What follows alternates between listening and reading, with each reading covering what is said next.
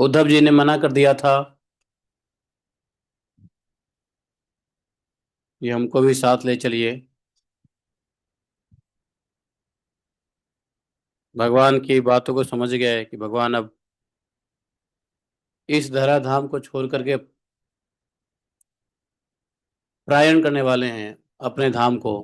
तो इसलिए उद्धव दुखी हैं, विरह की वजह से ऐसा कह रहे हैं कि हमको ले चलिए। किसी माया के डर भय से नहीं, बल्कि विरह के भय से।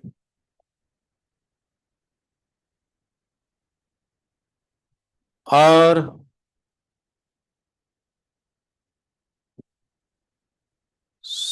आने वाले समय के लिए अल्टीमेटली आत्म तत्व का उपदेश भगवान से चाहते हैं सुनना। तो भगवान ने पूरे आत्म तत्व का ज्ञान देना शुरू किया है। भगवान कहते हैं, प्रायेण मनुजा लोके लोक तत्व विचक्षणा समुद्धरन्ति ह्यात्मानम आत्मानैव अशुभाशयात। इस संसार में जो मनुष्य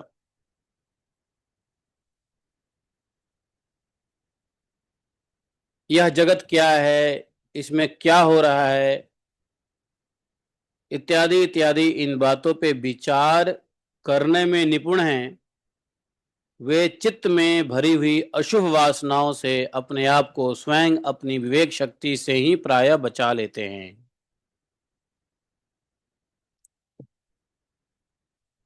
क्या बोल गए? जो लोग इस बातों को विचार करने में एक्सपर्ट है, निपुण हैं, कुशल हैं, किस बातों को विचार करने में कि जगत क्या है और इसमें क्या हो रहा है, तो इस बात को विचार करने मात्र से ही वह अपने चित्त के अंदर की जो अशुभ है उसको खत्म कर देता है।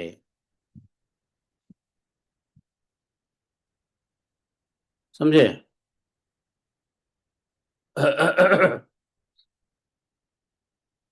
अर्थात ब्रह्म जिज्ञासा,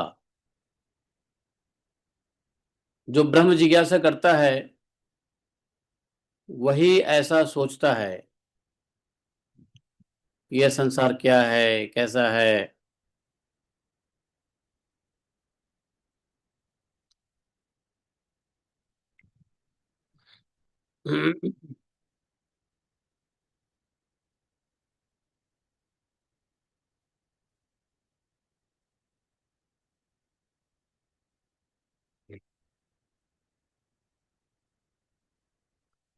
और ऐसा अपनी विवेक शक्ति से इस संसार के बारे में जिज्ञासा करेगा तो उसको ब्रह्म ज्ञान हो जाएगा। देखो, ब्रह्म ज्ञान दोनों तरीके से हो सकता है। यदि संसार के बारे में जान लें तो भी ब्रह्म ज्ञान हो जाएगा, और यदि ब्रह्म को जान लें तो भी ब्रह्म ज्ञान हो जाएगा।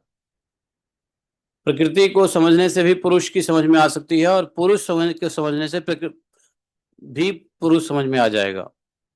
अगर डायरेक्ट पुरुष को ही समझो तो ही पुरुष समझ में आ जाएगा पुरुष क्या है, और प्रकृति को समझो तो ही पुरुष समझ में आ जाएगा। तो दोनों में से किसी को भी समझने से ज्ञान ब्रह्म का ही होता है।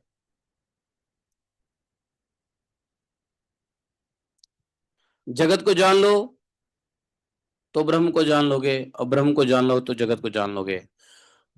तो यहाँ पे इनडायरेक्टली ये कह रहे हैं कि यह जगत क्या है और इस जगत में क्या क्या हो रहा है। जब हम इस चीज को जान लेंगे तो चित्त में जो अशुभ वासना भरा हुआ है वो विवेक शक्ति से बच जाएगा, बचा लेंगे चित्त को। चित्त में अशुभ वासना भरा हुआ है, तो ऐसा विचार करने से अशुभ चित्त का नाश हो जाता है। सभी प्राणियों का, विशेषकर मनुष्य का आत्मा अपने हित और अहित का उपदेशक गुरु है। आत्मा अपने हित और अहित का उपदेशक और गुरु है समस्त प्राणियों का, खासकर मनुष्य का। आत्मा तो सभी प्राणियों के अंतर्गत है, लेकिन सभी प्राणी छोड़ो, खासकर विशेषकर मनुष्य का, उसको अपना हित और अहित का सबसे पहला गुरु उपदेशक वो आत्मा ही है। आत्मा कहते हैं, आत्मा की आवाज, आत्मा की पुकार, वो सुनने की आवश्यकता है बस। क्योंकि मनुष्य अपने प्रत्यक्ष अनुभव और अनुमान के द्वारा अपने हित अहित का निर्णय करने में संपूर्ण पूर्णतः समर्थ है। मनुष्य अपना हित करे, अपना भला का कार्य करे या अपना बुरा कार्य करे, उस सब में निर्णय लेने में स्वयं समर्थ है, अर्थात वह स्वतंत्र है। वो क्या करे क्या ना करे, क्या अच्छा करे क्या बुरा करे, इसमें मनुष्य को निर्णय लेने की पूरी स्वतंत्रता है। लेकिन उसको उपदेशक के रूप में, हाँ, आत्मा उसका स्वयं है जो उसको उपदेश देता रहता है। अब इंद्रियां इतना प्रबल है कि आत्मा की पुकार को समझे ना समझे, सुने ना सुने, वो एक दूसरा प्रसंग है। लेकिन आत्मा अपने आप अंदर में बैठे हुए सचेत करता ही है, अच्छा बुरा का ज्ञान देता ही है। बुरा व्यक्ति भी बुरा करते वक्त वो, उसको आत्मा की पुकार आती है कि भाई ये तो गलत कर रहा है, लेकिन कर इसलिए रहे कि मजबूरी में है। वो अपने कर्म बंधन, संस्कार, इंद्रियां, अपना लालच, मन को संतुष्ट, बुद्धि, इन सब के दृष्टिकोण से, काम क्रोध लोभ मोह अहंकार इत्यादि दृष्टिकोण से वह गलत कार्य को करेगा। उसको लगेगा ये हमें करना ही पड़ेगा, ऐसा नहीं करेंगे तो भूखे मरेंगे या हो गए वो। लेकिन आत्मा, अंतरात्मा से एक आवाज आती है, यह सही नहीं है तुम्हारे लिए, ये तुम कर रहे हो ये सही नहीं कर रहे हो। आत्मा से आवाज आती है, बस जरूरत है सुनने की। जरूरत है तो अंतरात्मा की आवाज को सुनने की, और यह आवाज सुनाई नहीं देता है जब तक हमारी बुद्धि जड़ है, जब तक इंद्रिय लोलुप हैं,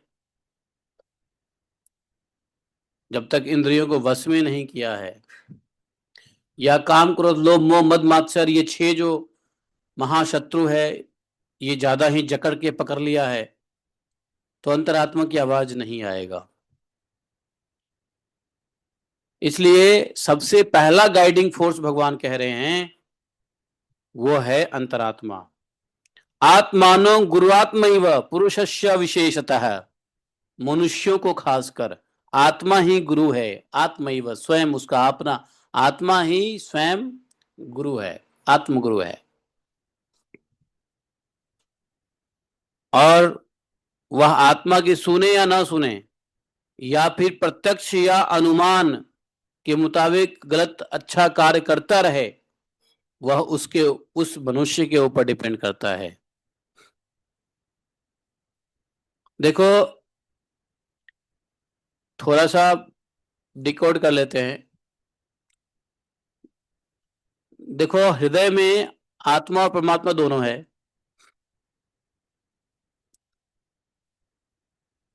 आत्मा किस रूप में है? जीवात्मा के रूप में है।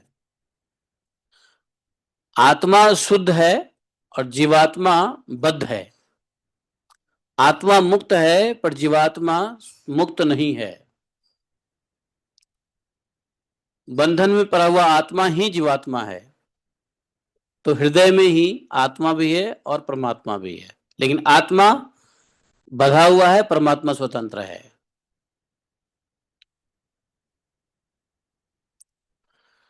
तो यदि जीवात्मा गलत कर रहा है तो परमात्मा क्यों नहीं रोकते? हृदय में बैठे हुए हैं, एक डाल पे वो बैठे हैं जीवात्मा, दूसरे डाल पे आत्म परमात्मा,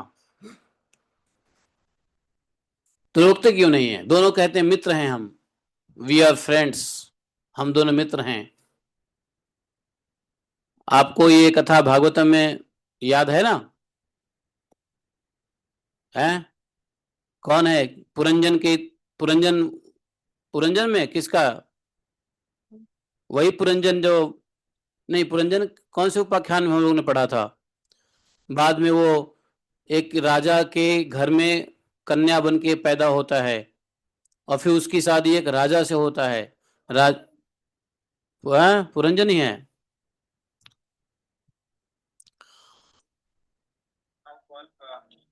यस यस पुरंजन ही था। हाँ, उसके बाद जो है दूसरे जन्म में आता है, तो एक राजा के घर में जन्म लेता है, फिर दूसरे राजा से शादी होती है, वो राजा मर जाता है, अब ये रोने लगती है, तो उस समय आता है परमात्मा, कहता है देखो हम दोनों मित्र थे, तुम अपने मनपसंद नगर ढूंढने चले गए और ये तुम्हारी हालत हो गई है। ये पुरंजन उपाख्यान का ही तो अंतिम लास्ट में है ना। हम्म। तो ये जो आत्मा जीवात्मा है, आत्मा परमात्मा दोनों हृदय में है जीव के, लेकिन परमात्मा उसको रोक नहीं सकता है। कारण क्या है? कारण क्या है? क्या कारण है? अगर परमात्मा रोक दे तो क्या परमात्मा का कोई नुकसान हो जाएगा? अरे भाई, बुरे कर्मों से रोक दोगे तो क्या आपका क्या बिगड़ जाएगा? घर में बच्चे को गलत कर्मों से रोकते हैं ना हम लोग, रोकना भी चाहिए। तो फिर हृदय में आप स्वयं बैठे हैं और आप जो है रोक नहीं रहे हैं, तो क्या समझें? है? बताओ, क्या समझें? तो एक बार बताऊं,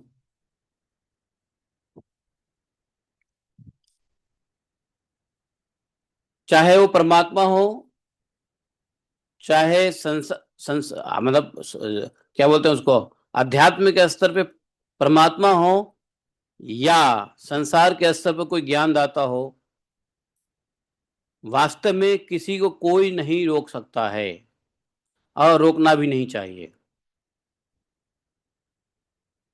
किसी को कोई नहीं रोक सकता है और रोकना भी नहीं चाहिए। बोले ऐसे कैसे रोकना नहीं चाहिए? तो देखो, रोकने से ही सारी प्रॉब्लम शुरू होती है। समझ गए? सारा समस्या, सारा झगड़ा रोकने से ही होता है।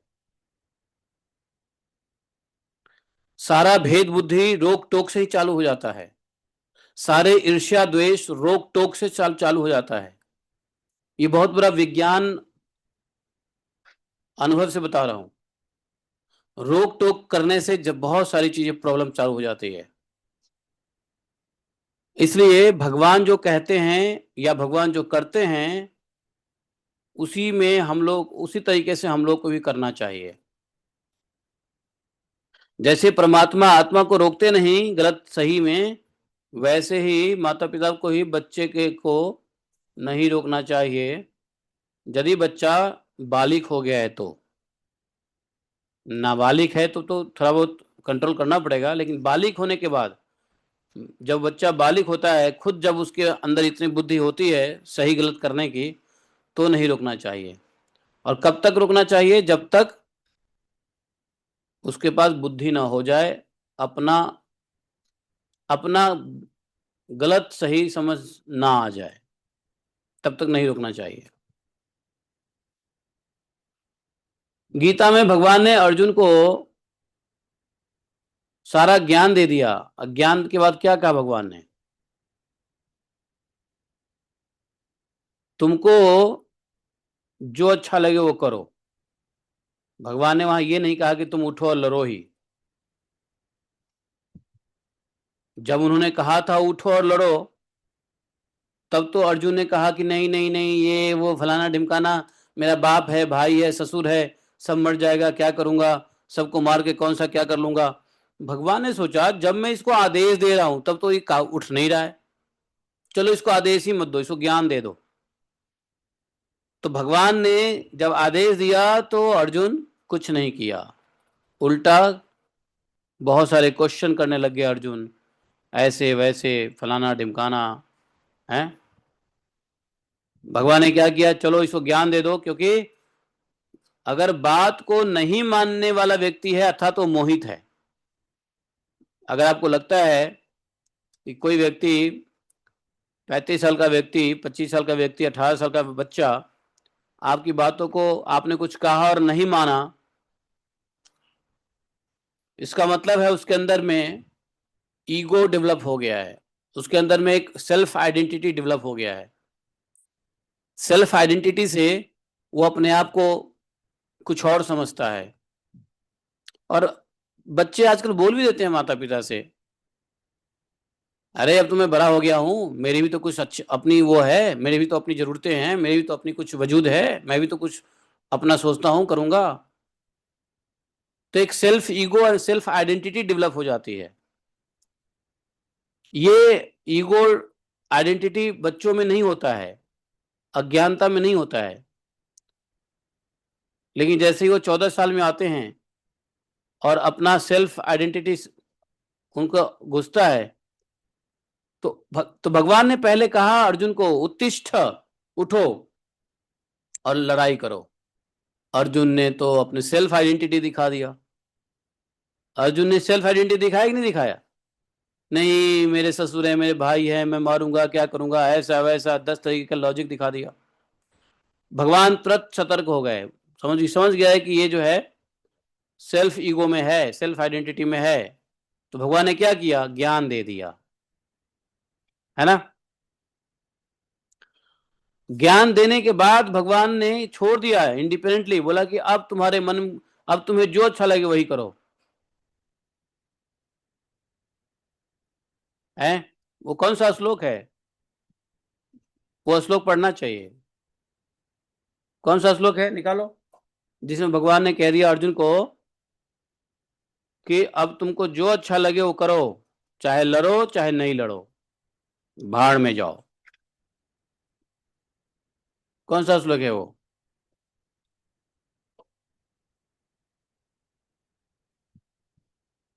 याद है किसी को श्लोक, श्लोक संख्या, एनीथिंग? बाद में अर्जुन ने कहा नष्टो मोह स्मृति लब्धा, ये श्लोक आता है बाद में, लेकिन भगवान जो कहते हैं वो ढूंढो।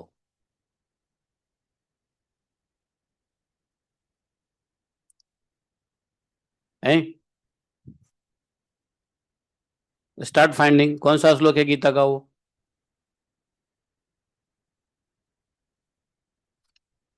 ये श्लोक का पहला वर्ड भी मेरे मुंह पे नहीं आ रहा है, ऐसे कैसे हो गया? हाँ प्रभु। चैप्टर 63 है क्या? इति ज्ञानम अख्यातम। नहीं नहीं नहीं, वो नहीं है, तीसरे में नहीं होगा, लास्ट में होगा। अच्छा 18, हाँ 18 में हो सकता है, 1863। हाँ ओके, 18 में हो सकता, 3 में नहीं हो सकता, ठीक है। तो 1863 देखो, हाँ ओके, हाँ ठीक है, यही है करेक्ट।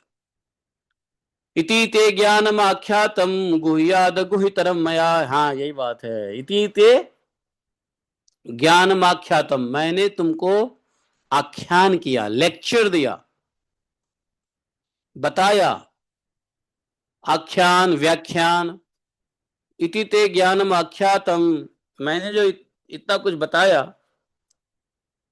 कैसा, ऐसा चीज बताया जो गुह्याद गुह्यतरम परम मया, ये गोपनीयों से भी गोपनीय है, अति गोपनीय है,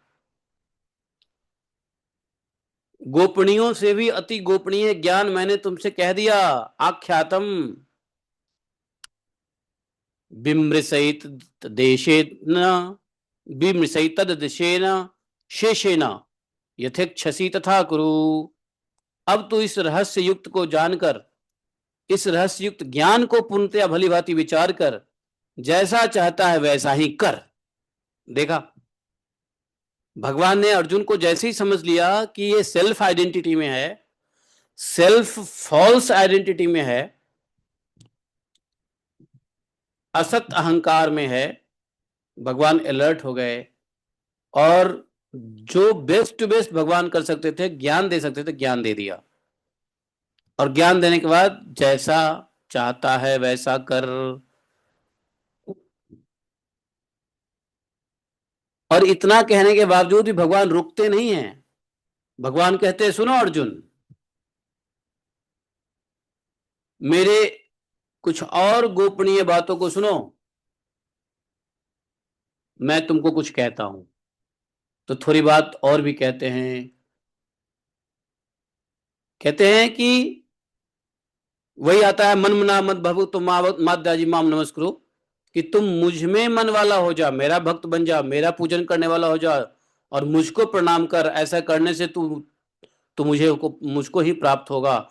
हैं, यह मैं तुझे सत्य प्रतिज्ञा करता हूं, क्योंकि तू मेरा अत्यंत प्रिय है। छोड़ दे सभी धर्मों को, सर्वधर्म ने प्रत्यज माम एकम शरण भज, अहम तुम सर्व पाप मोक्षिताय मां शुचः।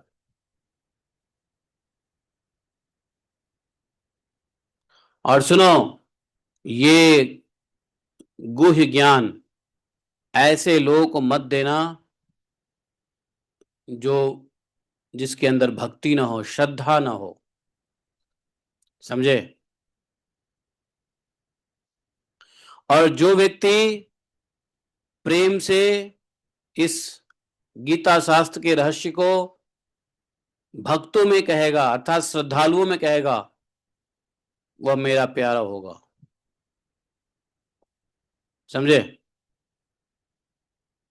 तो गीता का थोड़ा महत्व बता दिया, लेकिन भगवान ने सब कुछ कहा कि तुम जानो क्या करना है तुमको। इति ते ज्ञानमाख्यातम, मैंने तुमको बता दिया, गुह्यात गुहितरम परम।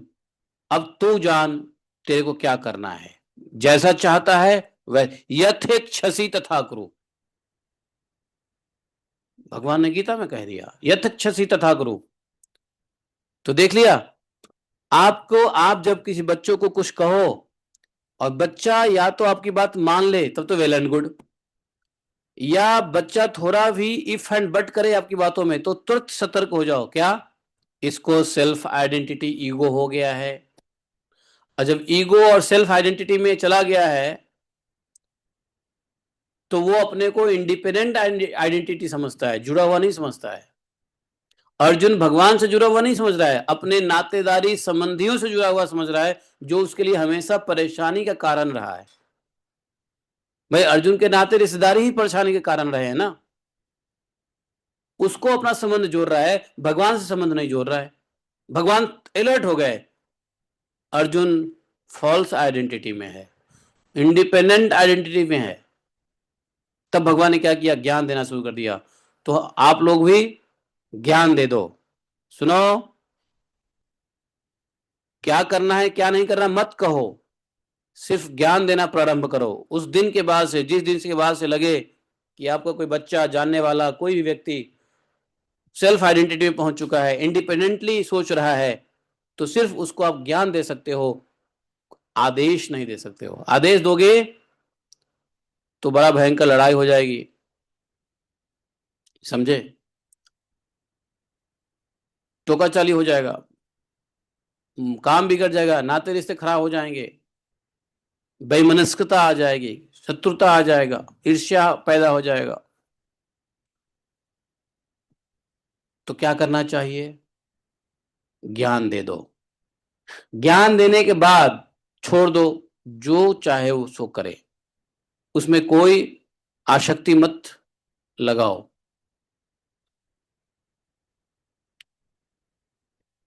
समझे? यही बात दोबारा से भगवान यहां कह रहे हैं कि आत्मा तो उपदेशक गुरु है ही। तो जब आत्मा ने जीवात्मा का रूप ले लिया है, अर्थात बंधन को स्वीकार कर लिया है, अर्थात परमात्मा से अलग हुआ है, तो वो स्वतंत्र हो गया, परमात्मा से स्वतंत्र हो गया और जीवात्मा बन गया, बद्ध बन गया। तो उसकी आइडेंटिटी किधर है? माया में है। तो भगवान वहां नहीं रोक सकते हैं, इसलिए परमात्मा जीवात्मा को नहीं रोकते हैं, क्योंकि वहां पे उसकी स्वतंत्रता का हनन होगा। लेकिन वो उपदेशक गुरु के रूप में जरूर कहते हैं, हित अहित जरूर बताते हैं, क्योंकि वो स्वयं ही आत्मा है। इसे आत्मा हित अहित जो उपदेशक गुरु देता है, परमेश्वर सिर्फ देखता है। क्योंकि जो आत्मा अंदर से पुकार करता है कि बेटा ये गलत है मत कर, और फिर भी हम करते हैं अपनी जीवा की वजह से, अपनी इंद्रियों की लालच में, तो परमात्मा तो दृष्टा है, क्योंकि परमात्मा का ही तो अंश वो जीवात्मा है। जीवात्मा तो कह ही रहा है गुरु बन करके, उपदेशक बन करके, मत कर मत कर, लेकिन सुनना किसको है? तो परमात्मा क्यों रोकेगा? अभी जब परमात्मा रोक देगा तो आत्मा और परमात्मा, जीवात्मा और आत्मा में क्या हो जाएगा? जीवात्मा और परमात्मा में क्या हो जाएगा? मित्रता खत्म हो जाएगी। मित्रता खत्म हो जाएगा, लड़ाई हो जाएगा आपस में, नहीं तो सारी व्यवस्था चौपट हो जाएगा। इसलिए भगवान की बात मान लो, भगवान जैसे सोचते समझते वैसे सोचना समझना शुरू कर दो। भक्त का काम यही है, to aligned with Krishna, Krishna वचन से अलाइन करना अपने आप को, कृष्ण बिहेवियर से अलाइन करना। अब कृष्ण का बिहेवियर मतलब वो बिहेवियर नहीं जो भगवान ने पर्वत उठा लिया तो हम भी पर्वत उठाएंगे, वो वाली बात नहीं है। भावनाओं को समझो। अभी कुछ दिन पहले कुछ लोग कह रहे थे ना, ये आत्मा परमात्मा हृदय में है, कहाँ है, क्या है, कैसे हैं, कोई क्या, तो वो तो मेरे ख्याल से आज समय आ गया, मैं आपको बता दिया, दोनों हृदय में है। और दोनों हृदय में इसका प्रमाण क्या है? भगवान स्वयं गीता में कहते हैं, हृदय सन्निविष्ट हो है। गीता में भगवान कोई कहे कि आत्मा परमात्मा किधर है? हृदय में। प्रमाण क्या है? तो भगवान गीता में स्वयं कह रहे हैं, हृदय सन्निविष्ट हो है।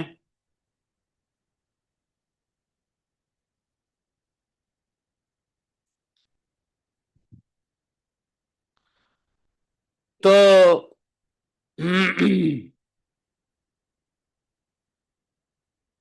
15-15 में शायद है। हाँ, सर्व चाहम हृदय सन्निविष्टो, हाँ 15वें अध्याय में, सर्वस्य चाहम हृदय सन्निविष्टो मत्तः स्मृतिम ज्ञानम अपमोहनम च, है ना। तो ये दोनों चीज, मत्तः स्मृति जन्मोहनम च वेदैश्च सर्वैरहमेव वेद्यो वेदांत कृत्वेद विदेव चाहम।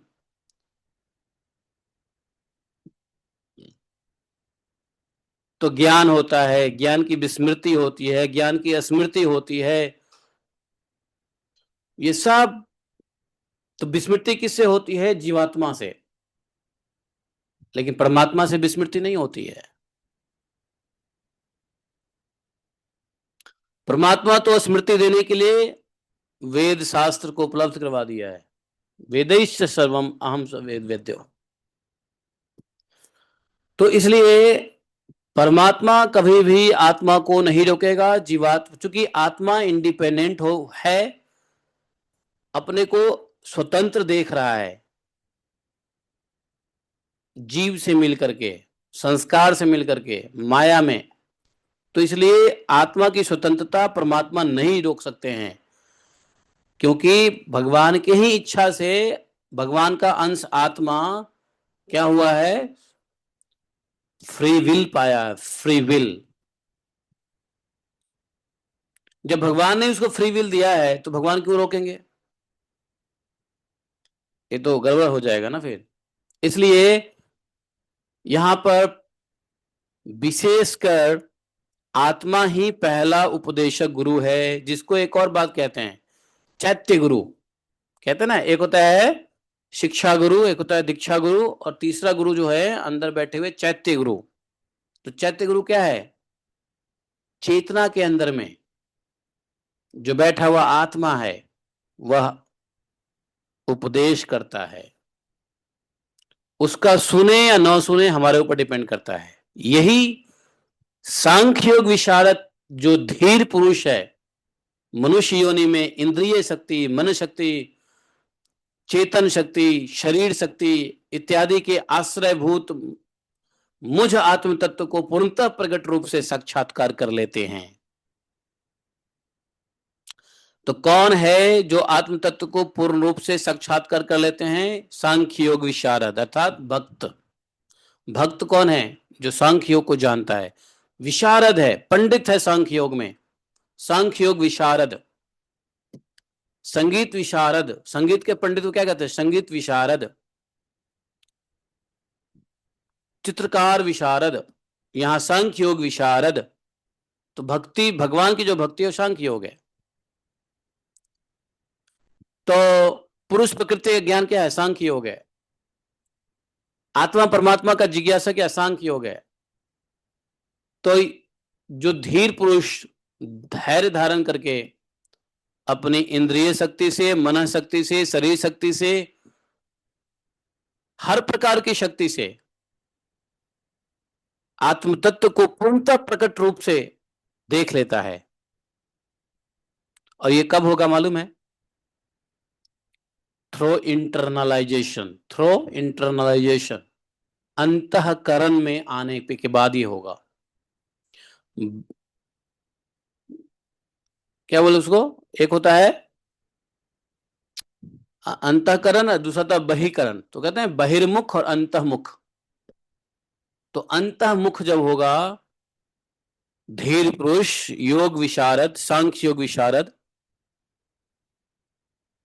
तो ऐसे लोग इंद्रिय शक्ति, मन शक्ति, शरीर शक्ति, चित्त शक्ति, चेतना शक्ति जो भी है, सबको प्रयोग में लाते हुए धीरता पूर्वक आत्म तत्व को अपने अंदर ही प्रकट रूप से साक्षात्कार कर लेता है। देखो, भक्ति में बाहर की जितनी भी दिखावे की चीजें होती हैं, पूजा पाठ, आरती, भोग, स्नान, अभिषेक, ये सब किसी काम का नहीं होगा यदि वह अंतःकरण में नहीं हो। सब नहीं समझे? अंतःमुखी होके जब नहीं हो रहा है तो बहिर्मुखी करते रहेंगे, लेकिन अंतर्मुखी नहीं करेंगे। मतलब ये कि हम पूजा भक्ति कर रहे हैं, लेकिन जो हम कर रहे हैं वो हमारे अंदर में भी होना चाहिए। अंदर में यदि नहीं हो रहा है तो बाहर करने का कोई फायदा नहीं है, फिर तो दिखावा हो जाएगा। इसलिए जो भक्त सीरियसली भगवान की सेवा करता है तो सोते वक्त अपने हृदय में या जगते हुए भी, जब वो खाली बैठता है तो अपने हृदय में उसको ऐसा रहता है कि मैं भगवान को ये सेवा कर रहा हूँ, मैं भगवान की वो सेवा कर रहा हूँ, मैं भगवान का ऐसे कर रहा हूँ, भगवान को ऐसे कर रहा हूँ। या कभी रात्रि में स्वप्न में भी ऐसा होता है कि वो भगवान को सेवा कर रहा है। या जब वो बैठे थोड़ा सा आंख बंद करे, बिस्तर पे लेटे आंख बंद करे, तो उसके हृदय में ये आ रहा है कि पूजा पाठ कर रहा हूँ, संसार धावा कर रहा हूँ, पंच प्रदीप दिखा रहा हूँ, भगवान को आरती कर रहा हूँ, भगवान के लिए भोग लगा रहा हूँ। यदि ऐसा नहीं हो रहा है, इसका मतलब है कि बाहर की जो हम पूजा कर रहे हैं वो सिर्फ बाहरी दिखावा हो रहा है, अंतःकरण में नहीं जा रहा है। आइडिया तो ये है कि बाहर इसलिए देखते हैं, करते हैं भगवान की सेवा दर्शन, कि हमारे अंतःकरण में वो सेवा दर्शन आरोपित हो जाए, अंतःकरण में अंतर्मुखी हो जाए। धीरे धीरे धीरे धीरे भक्त जब भक्ति के पराकाष्ठा में पहुंचता है तो बहिरंगा भक्ति छोड़ देता है, फिर अंतरंगा भक्ति चलता है। लेकिन अंतरंगा में पहले नहीं आ सकता है, बहिरंगा से इंद्रियों को नियंत्रित करना पड़ता है।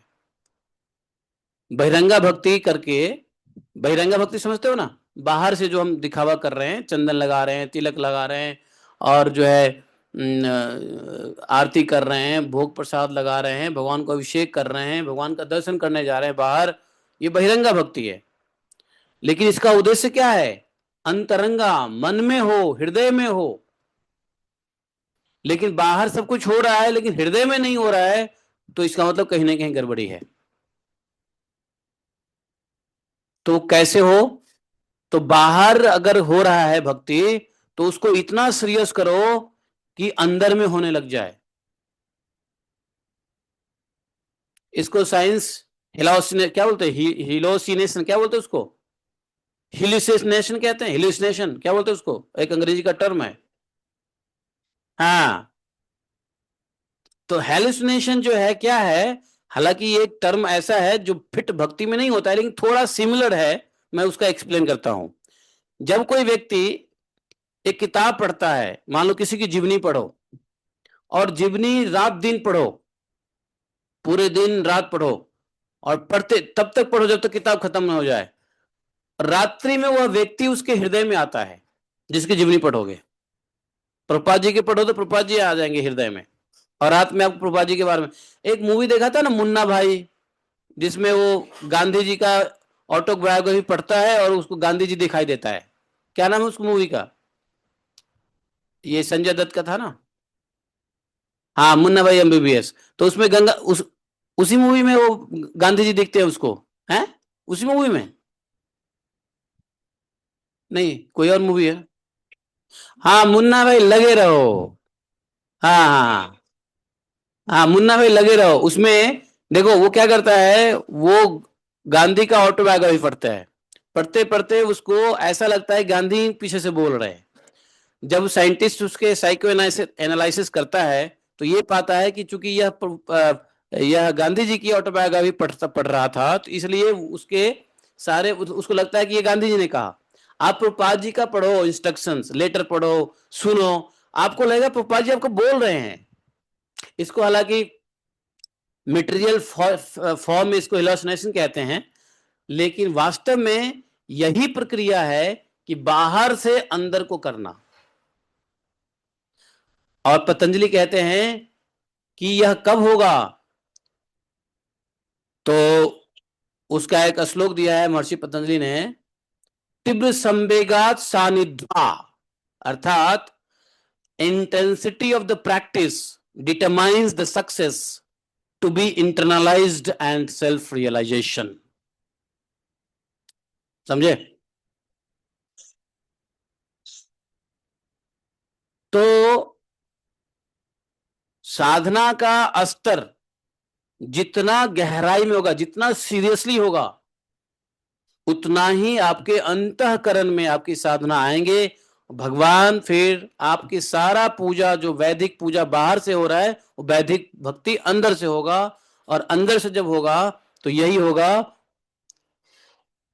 इसीलिए भगवान ने 21वें श्लोक में कह दिया, पुरुषत्वे मां चौमाम धीरा सांख्य योग विशारद अविस्तराम प्रपश्यन्ति सर्वशक्तियोपवृतम।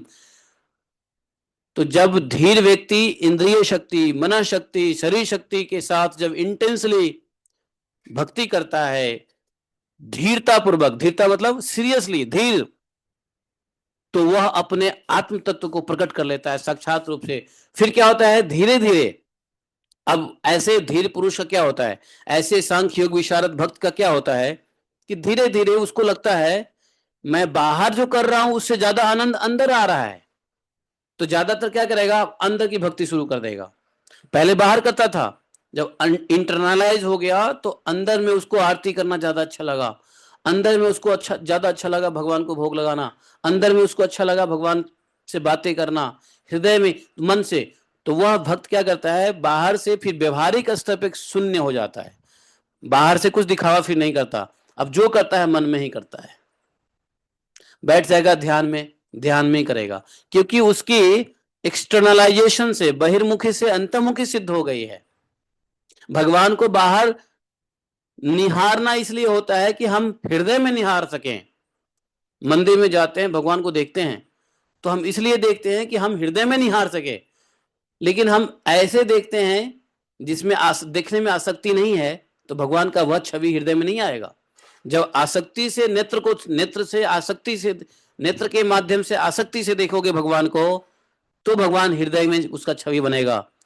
लेकिन आसक्ति पूर्वक नेत्र से नहीं देखते हैं। जैसे किसी गर्लफ्रेंड को, बॉयफ्रेंड को आसक्ति से देख लेते हैं हृदय आंखों से, तो जब वो गर्लफ्रेंड नहीं होती है तो हृदय में बस जाती है। होता है कि नहीं होता है, यस और नो? क्यों? वो हमेशा हृदय में 24 आवर गर्लफ्रेंड, बॉयफ्रेंड और प्रिय, प्रियतम क्यों रहता है? क्योंकि आपने आंख से आसक्ति भरी दृष्टिकोण से देख लिया। यही दृष्टिकोण यदि भगवान के विग्रह में लग जाए तो वह विग्रह आपके हृदय में आ लगेंगे, जैसे प्रेमी प्रेम का एक प्रेमी प्रेम का के हृदय में आता है। नहीं समझ रहे हो? ये बात कुछ ऊंचे लेवल की है?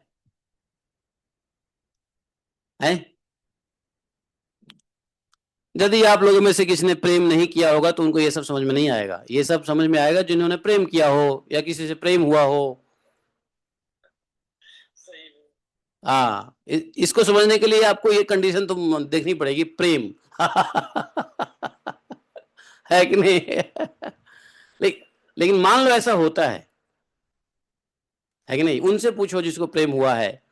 तो यही आसक्ति भरी दृष्टिकोण हमें भगवान में देखना होता है। यही आसक्ति भरी दृष्टिकोण से भगवान को भोग लगाना होता है, तभी हम हृदय में भगवान को भोग लगाएंगे। इसी आसक्ति भरी दृष्टिकोण से हम भगवान की आरती उतारेंगे तो हम हृदय में आरती उतारेंगे। और जब हम हृदय में आरती उतारेंगे तो बाहर उतारने से सुख ज्यादा हृदय में मिलेगा।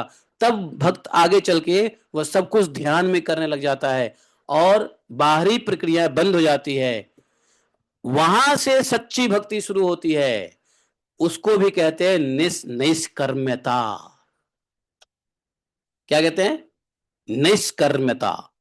अर्थात आप इनएक्टिव हो गए, अब आप एक्टिव मेंटली हो गए, मन से एक्टिव हो गए। हमारे गोस्वामी जी भगवान को भोग लगाए मन में भोग लगा के भोग प्रसाद महाप्रसाद पाए मन से खीर बनाया, मन से भगवान को ऑफर किया और मन से ही सभी वैष्णव को खिलाया और मन से ही स्वयं खाया। और खीर इतना बढ़िया बना कि मन से उन्होंने ज्यादा खा लिया, पेट भर। अगले दिन क्या हुआ? पेट खराब हो गया। पेट खराब हो गया तो वैद्य आया। वैद्य ने हाथ देखा, कहा कि आपने तो खीर खाया है। और आपने कौन सी खीर खाया है? गरम खीर खाया है। खीर जानते हो? खीर खाना चाहिए ठंडी। खीर बनाओ और ठंडी करके खाओ, उसको खीर कहते हैं। गरम खीर नहीं खाना चाहिए, गरम खीर नुकसान करता है, ठंडे खीर फायदा करता है। तो गोस्वामी जी का जब नाड़ी पकड़ा तो डॉक्टर ने बता दिया, वैद्य, उस समय के वैद्य भी देखो कितने एक्सपर्ट थे। उन्होंने कहा, महाराज आपने तो गरम खीर खा लिया है, उसका गरम तासीर आपको जुलाब पैदा कर दिया है, इसलिए आपका जुलाब हो गया, आपको पेट खराब हो गया है। तो सबने पूछा, अरे स्वामी जी कहाँ, गोस्वामी जी कहाँ खाएंगे खीर, कहाँ बनाएंगे खीर, कहीं गए नहीं और अपने कुटिया में बनाते नहीं। तो डॉक्टर ने कहा, पूछिए, आप गोस्वामी से पूछिए इन्होंने खाया कि नहीं खाया। गोस्वामी जी कहा, हाँ खाया। बाकी चिले चपाटी ने कहा, अरे गोस्वामी महाराज कहाँ खाया आपने, आप कहीं कुटिया से निकलते नहीं हो, कुटिया में बनाते नहीं हो, तो कैसे खा लिया आपने? तो बोला कि कल हमने मन में बनाया था खीर और ठाकुर जी को भोग लगाया था और सभी वैष्णव को पवा के हमने पाया था। आप समझ गए कैसे सटल से ग्रॉस पे इफेक्ट आता है और कैसे ग्रॉस से सटल बन जाता है? You never know. बाहरी क्रिया ग्रॉस है, अंदर शटल हो जाता है और अंदर शटल का इफेक्ट ग्रॉस बॉडी पे आ जाता है। बताओ, ये गोस्वामी कौन थे? ये जो मैं बोल रहा हूं, कौन थे वो गोस्वामी? किसी को ये स्टोरी नहीं पता है? रघुनाथ दास गोस्वामी ही थे जो हमारे राधा कुंड पे बैठे हुए हैं। रघुनाथ दास गोस्वामी के साथ हुआ। तो भक्त का क्या होता है फिर? वो पूर्णतः प्रकट रूप से साक्षात्कार कर लेता है। तो आत्म साक्षात्कार का क्या मतलब होता है कि हृदय में ही जब वो भक्ति चालू कर दे, उसको आनंद आने लग जाए, यही आत्म साक्षात्कार है?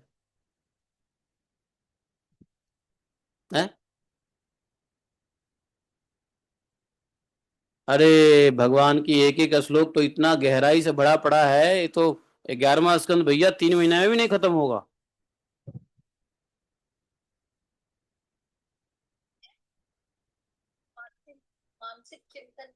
नहीं होगा चिंतन, नहीं नहीं, करने से नहीं होता है। आप अभिषेक को ऐसे आसक्ति भाव से करो कि चिंतन अपने आप होगा। देखो, मन में मन को चिंतन करोगे फोर्सफुली तो मन भागेगा, लेकिन जब आसक्ति से कोई काम करते हैं तो मन अपने आप उसके पीछे भागने लग जाता है। आपके आपको आपको चिंतन करने की जरूरत नहीं है। इसलिए कहते हैं ना कि भगवान का नाम सीरियसली लो, अपने आप मन में नाम चलता रहेगा। लेकिन अगर मन से नाम लेना सोचेंगे बैठे बैठे तो मन भागेगा, भटकेगा। आप मन में सोचोगे चलो मैं भगवान को आरती कर रहा हूं, आरती करोगे और मन कहीं और भाग जाएगा। क्यों? क्योंकि उसमें आसक्ति भाव नहीं है। इसलिए आर्टिफिशियली मन को मत ऐसा करो कि भक्ति भाव में लगाओ, इसको बोलेंगे सुपरफिशियली नहीं करना है।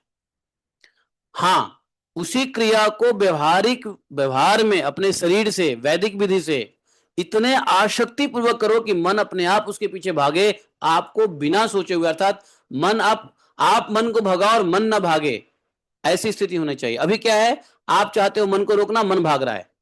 लेकिन तब होगा कि आप कहोगे मन भागे, लेकिन मन नहीं भागेगा, मन भगवान में लगेगा रहेगा।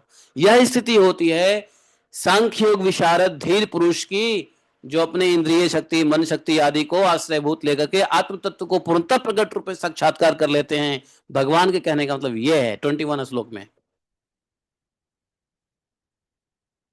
अब बताओ 21 श्लोक से इतना बड़ा डीप मीनिंग पढ़ने से पता चलेगा? नहीं पता चलेगा। 10 बार 1000 बार पढ़ लो, नहीं पता चलेगा कि भगवान क्या बोल गए चले गए। क्यों? हिंदी ही तो है, अंग्रेजी ही तो है, लेकिन नहीं समझ में आएगा। समझे? इसलिए साधुओं से सुनना बहुत जरूरी है।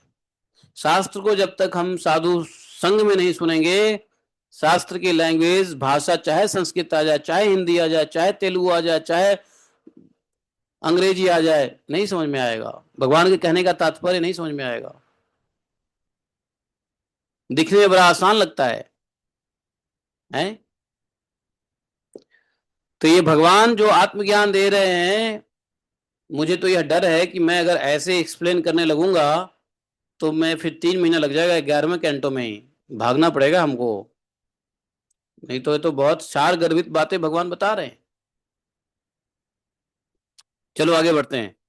22वें श्लोक में देखो, एक पद एक द्वि त्रि चतुष्पदो बहुपादस्तथा पद। मैंने एक पैर वाले, 2 पैर वाले, 3 पैर वाले, 4 पैर वाले और 4 से अधिक पैर वाले और यहां तक कि बिना पैर वाले अनेकों प्रकार के शरीर का निर्माण किया है। उसमें सबसे अधिक प्रिय मुझे मनुष्य का शरीर है। अब भगवान क्यों कह रहे हैं? भगवान ये कह रहे हैं कि मैं मनुष्यों से प्रेम करता हूं, बाकी से क्या करता हूं? नफरत नहीं, अधिक प्रेम मनुष्य से करता हूं। अर्थात जो मनुष्य योनि में है वो भगवान का वैसे ही फेवरेबल है, फेवरेट है। भगवान ने तो कह दिया कि मनुष्य हमारा फेवरेट है। अब मनुष्य भगवान का फेवरेट है नहीं है, मतलब भगवान मनुष्य का फेवरेट है कि नहीं है, ये अलग विषय है। ये हमारी फ्री विल है कि whether I should make favourite something else और मेक फेवरेट कृष्णा। हम भगवान को फेवरेट बनाएं या किसी और माया जगत को फेवरेट बनाएं, ये हमारे फ्री विल पे है। लेकिन भगवान तो कह दिया है हम मैं पौरुषी प्रिया। देखो भगवान ने कह दिया मैं पौरुषी प्रिया। बहवह बहवह संति पुरः, बहुत सारे शरीर है। बहवह संति पुरः, यहां पुरः का मतलब शरीर। शिष्टाह तासाम, सृष्टि में, तासाम में पौरुषी प्रिया, उन सब में मुझे मनुष्य ही प्रिय है, अधिक प्रिय है। समझ गए? तो आत्मज्ञान क्या है? सबसे पहला भगवान ने क्या बताया? जो ब्रह्म जिज्ञासा करता है, ब्रह्म जिज्ञासा 2 तरीके से कर सकता है। जगत को जान ले, जगत क्या है, जगत कैसा है, जगत में क्या हो रहा है, या ब्रह्म को सीधा जानने लगे। लेकिन आसान है, ब्रह्म को जानने से ज्यादा आसान है कि जगत को जान लो। तो अपने आप जगत से जानोगे तो अपने आप भगवान को समझ लोगे, वैराग्य भी हो जाएगा जगत को जानने से। फिर दूसरा कहा कि आत्मा ही उपदेशक है, हित अहित कर। तीसरा बात बता दिया कि अपने प्रत्यक्ष अनुभव और अनुमान के द्वारा अपना हित अहित करने में मनुष्य समर्थ है, चाहे तो अपना हित करे चाहे तो अनहित करे। और जो भक्त है, धीर पुरुष है, वो अपनी सभी इंद्रियों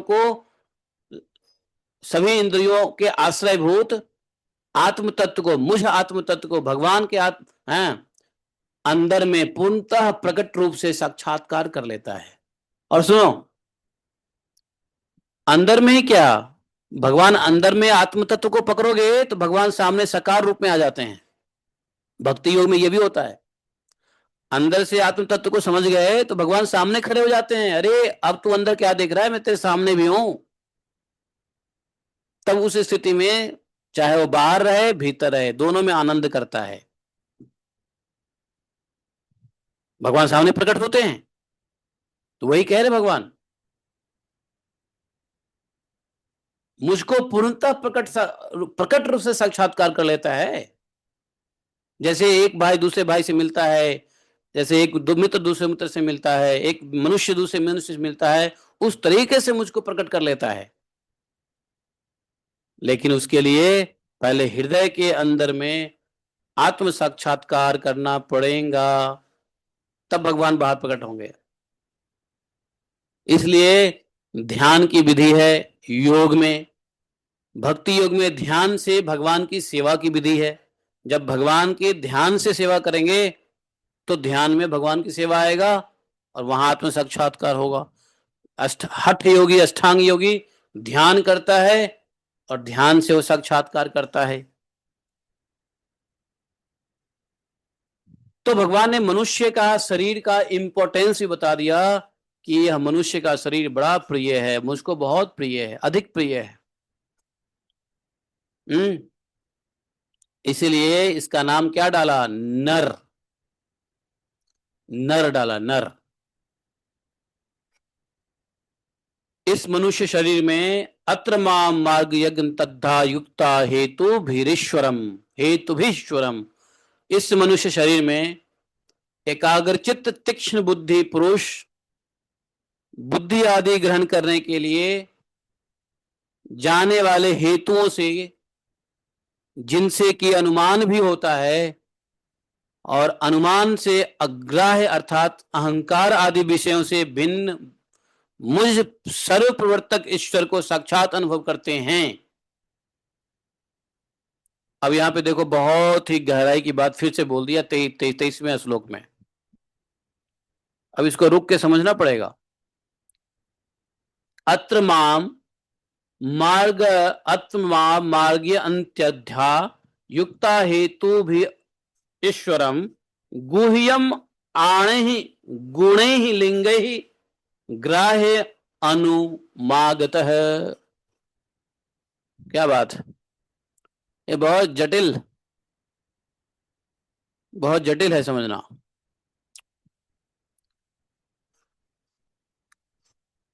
है। फिर इसमें टाइम लगेगा, इसको बताएंगे और टाइम लग जाएगा। आज 4 ही श्लोक होगा, फिर 1 2 3 4 21 20 19 20 21 22 23 23 श्लोक में ही लग जाएगा पूरा टाइम। आज 4 ही श्लोक में टाइम खत्म हो जाएगा आज। ऐ क्या करें।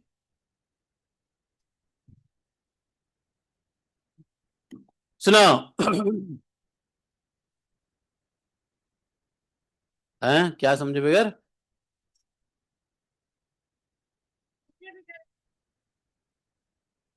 अरे तो आगे भी तो बढ़ना है, जीवन कम है, 108 बार भागवतम खत्म करना है, कैसे होगा। चलो ठीक है, मैं समझा, मैं आप लोगों के लिए थोड़ा आसान करता हूं। देखो देखो, भगवान ने कहा कि मनुष्य शरीर में जो एकाग्र चित्त से, चित्त को एकाग्र करके जिसने बुद्धि को तीक्ष्ण कर लिया है, ऐसे पुरुष जो बुद्धि आदि ग्रहण किए जाने वाले हेतुओं से, बुद्धि आदि मतलब क्या, बुद्धि आदि क्या, तो बुद्धि, मन, अहंकार, चेतना, चित्त इत्यादि ग्रहण किए जाने वाले हेतुओं से अर्थात उनके विषय वस्तुओं से जिनसे कि अनुमान भी होता है और अनुमान से अग्राह्य अर्थात अहंकार आदि विषयों से भिन्न मुझ सर्व तक ईश्वर को साक्षात अनुभव करते हैं। तो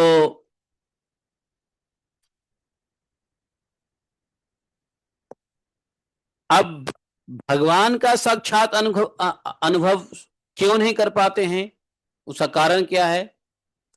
तो उसका कारण है कि जो विषय बुद्धि मन इंद्रियों आदि के द्वारा ग्रहण होता है और उसमें उसका अहंकार लग जाता है अग्राह्य, ग्राह्य नहीं है, nothing to be accepted, but people accept it.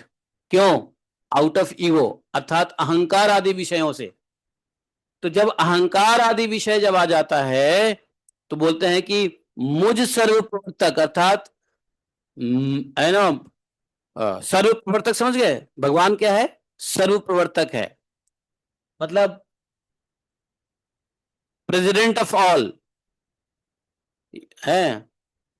हाँ, या उसको कह सकते हो फाउंडर ऑफ एवरीथिंग, सर्व प्रवर्तक है, ऑल इलोन डायरेक्टर। सर्व प्रवर्तक को कह सकते हो चीफ एग्जीक्यूटिव ऑफिसर। तो बोलते हैं कि मुझ सर्व प्रवर्तक ईश्वर को साक्षात अनुभव भिन्न रूप से करते हैं, विषयों से भिन्न। तो अनुमान भी होता है। अनुमान कैसे होता है? शार्प इंटेलिजेंस, फोकस्ड जो व्यक्ति है, तो ग्रहण किए जाने वस्तुओं से अनुमान भी होता है। जो जो जो क्या हमको प्राप्त करना है, क्या हमको स्वीकार करना है, वो कभी कभी अनुमान से भी होता है। उसको एक वर्ड है अंग्रेजी में, क्या बोलते हैं उसको? इंट्यूशन। क्या बोलते हैं उसको? इंट्यूशन। परफेक्ट वर्ड है इंट्यूशन। इंट्यूशन समझते हो? इंट्यूटिव होना अर्थात आपको हृदय में ऐसा लगता है कि मैं ऐसा करूं, ऐसा करना चाहिए, लेकिन फिर उसको अहंकार आदि विषयों से जब जुड़ जाता है तो वो अग्राह्य बना देता है। तो इंट्यूशन से होता है कि मुझे ऐसा करना है, करना चाहिए, लेकिन जब बीच में अहंकार आदि विषय से वो भिन्न कर देता है और भगवान का साक्षात अनुभव करने में बाधा भी उत्पन्न करता है। लेकिन ये विषय यदि ना हो तो भगवान का साक्षात अनुभव करना संभव हो जाएगा। चलो चिंता मत करो, भगवान इस विषय में एक स्टोरी सुना रहे हैं, उस स्टोरी को समझ करके हम और समझ सकते हैं। बोले कि इस विषय में महात्मा लोग एक प्राचीन इतिहास कहा करते हैं। अवधूतम दुजम किंचन अनंत कुतो भयम कविम नेक्ष तरुणम यदु प्रपक्ष धर्मवित। तो इस संदर्भ में दत्तात्रेय जी राजा यदु के संवाद के रूप में, जो संवाद दत्तात्रेय और यदु जी के बीच हुआ था, वह प्राचीन इतिहास सुनिए। एक बार धर्म के मर्मज्ञ राजा यदु ने देखा कि त्रिकालदर्शी तरुण अवधूत ब्राह्मण निर्भय विचर रहे हैं। हम लोगों ने यदु के बारे में पढ़ा ना पीछे। तो अवधूत दत्तात्रेय जी को अब दत्तात्रेय जी कैसे तरुण थे, तरुण तो जवान थे, त्रिकालदर्शी थे और निर्भय घूम रहे थे, विचर रहे थे। तब इस यदु जी ने, राजा यदु ने पूछा किससे? दत्तात्रेय जी से कि आप कर्म तो करते नहीं हो, कर्म नहीं करते हो तो आपको यह अत्यंत निपुण बुद्धि कहां से प्राप्त हुई है?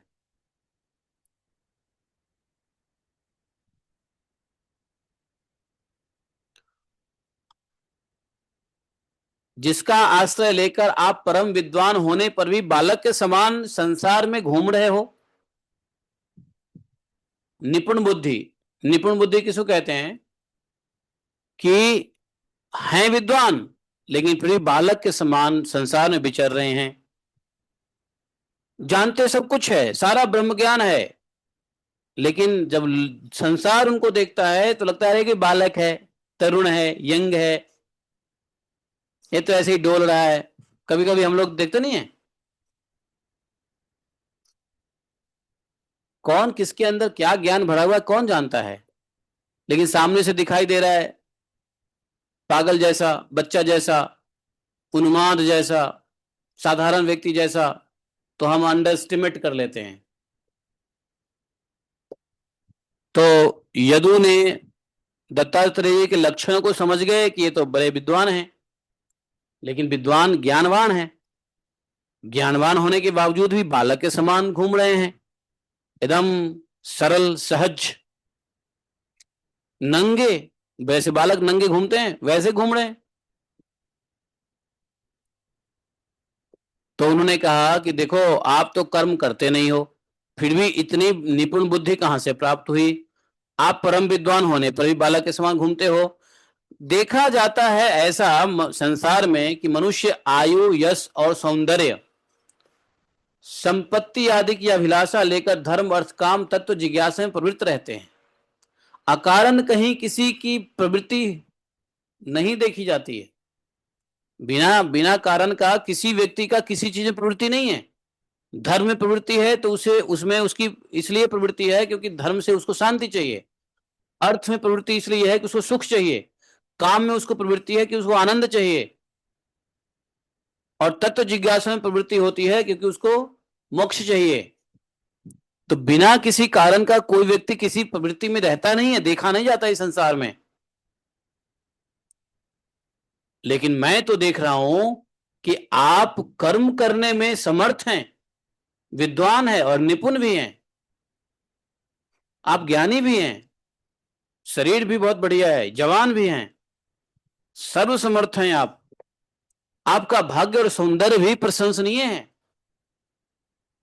आपकी वाणी से तो मानो अमृत टपक रहा है, फिर भी आप जड़, उन्मत्त, पागल की तरह, जड़ की तरह या पिशाच की तरह, यहां तक कि पिशाच की तरह न तो कुछ करते हैं न चाहते ही हैं, हैं? संसार के अधिकांश लोग काम और लोभ के अग्नि से जल रहे हैं। दावानल, काम और लोभ के दावानल से लोग, संसार के लोग प्रायः जलते रहते हैं, परंतु आपको देखकर ऐसा मालूम होता है कि आप मुक्त हैं, यू आर लिबरेटेड, आप मुक्त हैं, ऐसा लग रहा है आपको देख करके। आप तक आप तक काम और लोभ की वासना तो पहुंच ही नहीं पाती। कैसे? ठीक वैसे जैसे हाथी जंगल में आग लग जाने पर उससे छुटकर गंगाजल में खड़ा हो। ब्राह्मण, आप पुत्र, स्त्री, धन आदि संसार के स्पर्श से भी रहित हैं। आप सदा सर्वदा अपने केवल स्वरूप में ही स्थित रहते हैं। हम आपसे यह पूछना चाहते हैं कि आपको अपने आत्मा में ही ऐसे अनिवर्चनीय आनंद का अनुभव कैसे हो रहा है? अनिवर्चनीय आनंद मतलब जिस आनंद का वर्णन नहीं किया जा सकता है उसको अनिवर्चनीय कहते हैं। जिसका वर्णन नहीं किया जा सके अनिवर्चनीय है। तो बोले कि आपको अपने आत्मा में ही ऐसे अनिवर्चनीय आनंद का अनुभव कैसे होता है? आप कृपा करके बताइए तो सही। तो भगवान दत्तात्रेय और राजा यदु के बीच के संवाद को बता रहे हैं। इसका उद्देश्य क्या है कि आत्मा में जो व्यक्ति आत्म साक्षात्कार कर लेता है अपने अंदर में ही, तो उसको जो खुशी मिलती है, उसको जो आनंद मिलता है, वह बाहर के किसी भी कार्य को करने में उसको आनंद नहीं मिलता। इसलिए दत्तात्रेय जी आत्मभूत प्रसन्न आत्मा है। अच्छा शरीर होते हुए, ज्ञान होते हुए, बुद्धि होते हुए, मधुर वाणी होते हुए, अच्छे ललाट कपाल भाग्य से भी अच्छे होते हुए वो ऐसे घूमते रहते हैं जैसे कोई पागल हो, ऐसे घूमते रहते हैं जैसे कोई है अनाथ हो, और घूमते भी रहते हैं, कोई फिक्र भी नहीं है कहाँ सोएंगे, क्या खाएंगे, क्या पहनेंगे, क्या उठाएगा कौन पठाएगा, कहाँ सोएंगे, फिर भी प्रसन्न है। हम लोग को तो टेंशन ये होती है कि आज बिजली नहीं आएगी तो हम पानी कैसे टंकी भरेंगे, इसी में हमारा जो है ना चेहरा उदास हो जाता है? काम पे नहीं जाएंगे तो पैसा कैसे आएगा, ये नहीं करेंगे तो वो कैसे होगा। दत्तात्रेय जी कुछ नहीं कर रहे हैं फिर भी इतने प्रसन्न आत्मा हैं, ये देख करके यदु को लग रहा है हे भगवान इसका सीक्रेट क्या है, आप आनंद में क्यों मग्न हैं। संसार में व्यक्ति को बड़ी फिक्र होती है, चिंता होता है, सुबह खा लिया शाम को खाने की चिंता, शाम को खा लिया परसों क्या खाने खाने की चिंता, किसी के पास कुछ नहीं है तो उसको क्या खाएगा उसकी चिंता, जिसके पास सब कुछ है घर में भरा पड़ा वो क्या बनाएगा कल सुबह उसकी चिंता।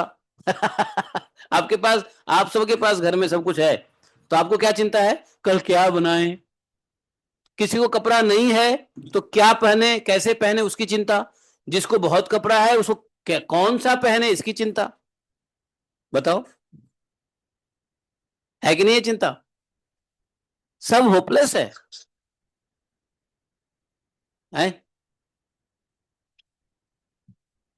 सारा संसार होपलेस है, सारे संसार के, चाहे वो धनवान हो चाहे गरीब हो चाहे दरिद्र हो चाहे भक्त हो चाहे कोई भी हो, सबके हृदय में रहता है। भक्त को टेंशन रहता है माला नहीं हुआ, क्यों, माला करके आनंद होता है, अपने हृदय में भी तो आनंद हो सकता है।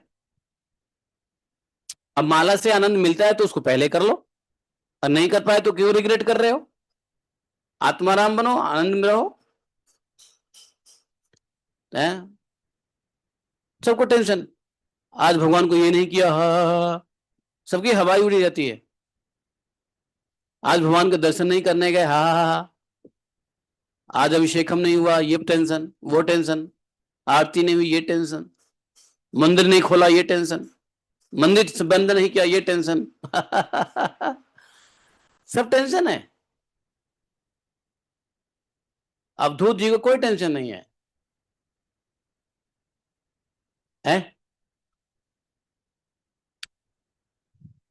अवधूत जी का चेहरा देख करके शरीर देख करके बड़ा आश्चर्य होता है, किनको, राजा यदु को। सुनो, भगवान ने जब इस कथा को कह रहे हैं, किसको कह रहे हैं उद्धव जी को, तो इस कथा में कुछ तो मर्म है। तो भगवान क्या दिखाना चाह रहे हैं, भगवान यह इस कथा के माध्यम से कहना चाह रहे हैं कि अपने हृदय से कैसे प्रसन्न रह सकते हो, तब जब आप साक्षात्कार कर लोगे, आत्म की अनुभूति कर लोगे अपने हृदय में। और ये आत्म की अनुभूति कैसे होगा, आत्मज्ञान से होगा। आत्मज्ञान कैसे होगा, डिसिप्लिन से होगा, अनुशासन से आत्मज्ञान होगा। अनुशासनहीनता से आत्मज्ञान नहीं हो सकता है, कोई भी ज्ञान अनुशासनहीनता से नहीं होता है। अनुशासन का क्या मतलब है, controlling your time place circumstances and hearing the Bhagavatam या स्क्रिप्चर। आत्म तत्व ज्ञान देने वाले विषय को सुनने के लिए समय परिस्थिति और अवस्थाएं को नियंत्रित करना ही डिसिप्लिन है। अनुशासन वही है, manage your time, manage your place, manage your circumstances and then sit and practice listening, वो अनुशासन है। ठीक है, अनुशासन ले आया, सब कुछ हो गया, तो आत्मज्ञान की प्राप्ति कैसे हो, तब अंत में आता है गुरु। कौन देगा ये आत्मज्ञान, गुरु। तो गुरु पहले आए या अनुशासन पहले आएगा, पहले अनुशासन आएगा फिर गुरु आएंगे फिर आत्मज्ञान देंगे, पहले गुरु आएगा फिर अनुशासन आएगा। अब ऐसा भी हो सकता है गुरु आपको अनुशासन सिखाए, लेकिन गुरु कितना भी सिखा देगा अनुशासन, हम अनुशासित नहीं हो सकते हैं, इसलिए अनुशासन पहले आता है गुरु और ज्ञान बाद में आता है। पतंजलि का पहला श्लोक क्या है? अथ योग अनुशासनम। क्या है ना? पतंजलि का पहला श्लोक क्या है? अथ योग अनुशासनम। उन्होंने भी यही बात कहा कि पहले अनुशासन लाओ। What do you mean by अनुशासन? Manage your time, manage your place, manage your circumstances. Don't put yourself in a circumstances where you are disturbed by practicing yoga. ज्ञान, ध्यान, manage your time so that you should not be disturbed to practice yoga, ज्ञान, ध्यान on a particular time daily.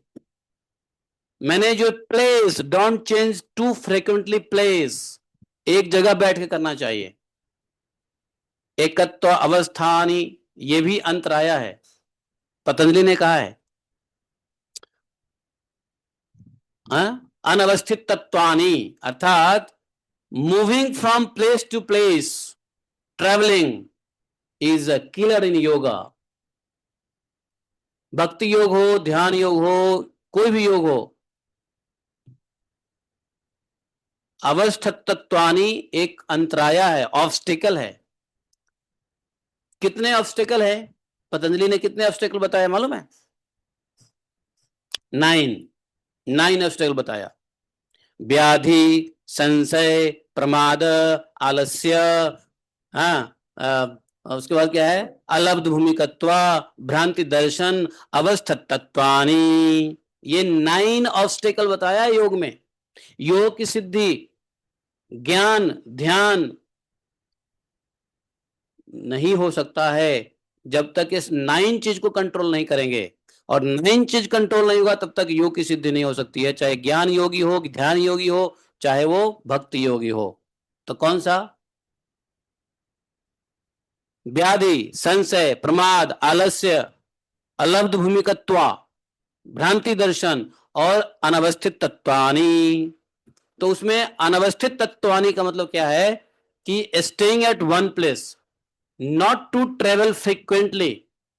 Rarely travel होता है तो ठीक है, but है ना। अब आज कलयुग में देखो, कलयुग में यही प्रॉब्लम है कि व्यक्ति अपने शरीर को एक जगह रख ही नहीं सकता है, अनवस्थित हो चुके हैं लोग बाग। आज यहां, कल वहां, परसों वहां, तरसों वहां। अब मजबूरी नहीं, इच्छा से। कभी कभी लोगों की मजबूरी होती है, लेकिन बहुत लोगों की इच्छा होती है, यहाँ जाऊं, वहां जाऊं, वहां घूमूं, ये देखूं, वो देखूं, वो देखूं, वो देखूं, वो देखूं। घूमते रहते हैं, घूमते रहते हैं, घूमते रहते हैं। तो पतंजलि की बात को मैंने आप लोग को एक बार कहा था कि जीवन को बदलना है ना, पतंजलि योग सूत्र को सुन लो। पतंजलि योग सूत्र सुने बिना कोई ज्ञान नहीं होने वाला। ऐसे ऐसी रहस्य की बातें एक एक लाइन में उन्होंने बता दिया है। पढ़ो, एक बार क्यों 10 बार पढ़ लो।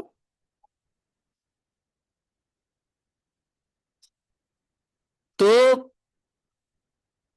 पतंजलि जी ने पहले श्लोक में कह दिया अथ योग अनुशासनम, अनुशासन। लेकिन लोगों को अनुशासन का मतलब ही नहीं पता है। डिसिप्लिन, वास्तव में डिसिप्लिन का मतलब ही नहीं पता। What is discipline? अनुशासन का मतलब क्या होता है यही नहीं पता लोगों को है।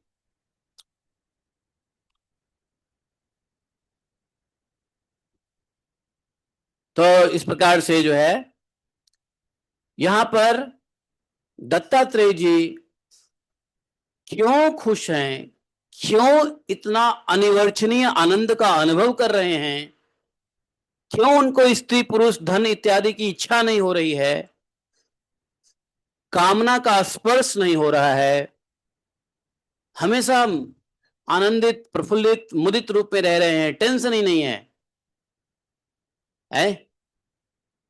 क्योंकि वह स्थिति आ गई है आत्म साक्षात्कार की। जब आत्म साक्षात्कार की स्थिति आती है तो दत्तात्रेय की तरह व्यक्ति अनिवर्चनीय आनंद में आ जाता है। लेकिन उस आत्म साक्षात्कार के स्तर तक पहुंचने के लिए वैधि भक्ति आवश्यक है, जपा आवश्यक है, समय पे सब कुछ करना आवश्यक है, भजन क्रिया करना आवश्यक है,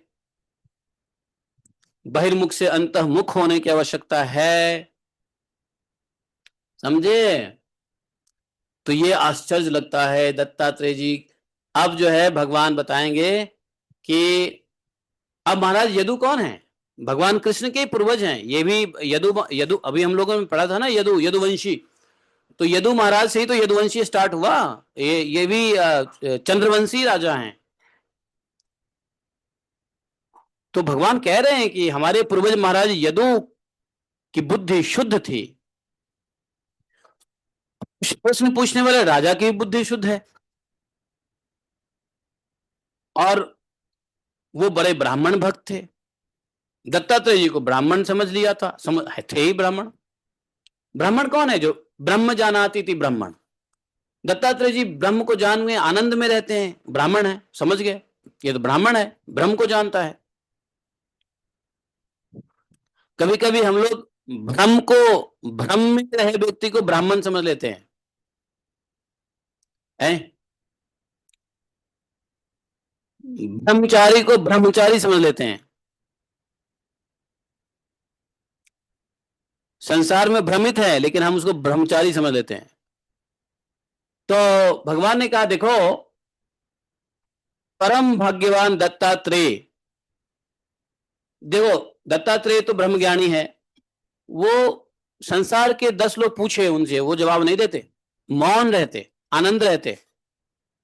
लेकिन जब कोई उनको सीरियसली पूछ दिया हृदय से, तो दत्तात्रेय जी ने विनम्र भाव से सिर झुकाकर राजा के सामने खड़े हो गए और दत्तात्रेय जी ने कहना शुरू किया। आपको याद है जड़ भरत? जड़ भरत से कोई कुछ ज्ञान पूछता था, जड़ भरत बताते ही नहीं थे। लेकिन जब राजा ने रोते हुए पूछा, जब राजा ने प्राश्चित करते हुए पूछा, रहुवन, तो राजा के हृदय, पिघले हुए हृदय को देख करके जड़ भरत जी ने आत्मज्ञान दे दिया उसको। और जड़ भरत जी, रघुगण ने जड़ भरत जी को ही गुरु माना, जबकि वह गुरु के पास जा रहा था आत्मज्ञान के लिए, जिज्ञासा के लिए। दत्तात्रेय जी ने पहली बार मुंह खोला उस राजा के सामने। यहां पर दत्तात्रेय, जड़ भरत ने वहां, और यहां दत्तात्रेय जी ने देखा कि राजा बहुत विनम्र भाव से पूछ रहा है, वास्तव में इसके हृदय से जानने की इच्छा है। तब दत्तात्रेय जी विनम्र भाव से झुक करके सामने खड़े होकर के दत्तात्रेय जी ने कहा, दत्तात्रेय जी ब्रह्मवेत्ता हैं। तो दत्तात्रेय जी ने जो कहा, ब्राह्मण वाच, इसको हम लोग कल सुनेंगे, आज नहीं। दत्तात्रेय जी जो कहा, जबरदस्त बातें कहा, वो हम लोग कल सुनेंगे, ठीक है? आज के लिए इतना ही काफी है। ठीक है, बोलिए ग्रंथराज श्रीमद् भागवतम की जय। जय क्या? ऐसा नहीं लग रहा आप लोगों को कि अरे क्यों टाइम पूरा हो गया, 9:15 क्यों जल्दी हो गया? ऐसा नहीं लग रहा है आप लोगों को? है? क्या नहीं लग रहा है? अरे टाइम क्यों है? वेलकम दर्शाना, वेलकम। तो फिर जो है हम लोग अब दत्तात्रेय जी की बातों को हम लोग कल समझेंगे। भाई भगवान आत्मज्ञान दे रहे हैं उद्धव जी, हम लोग उद्धव गीता में प्रवेश कर चुके हैं, ठीक है?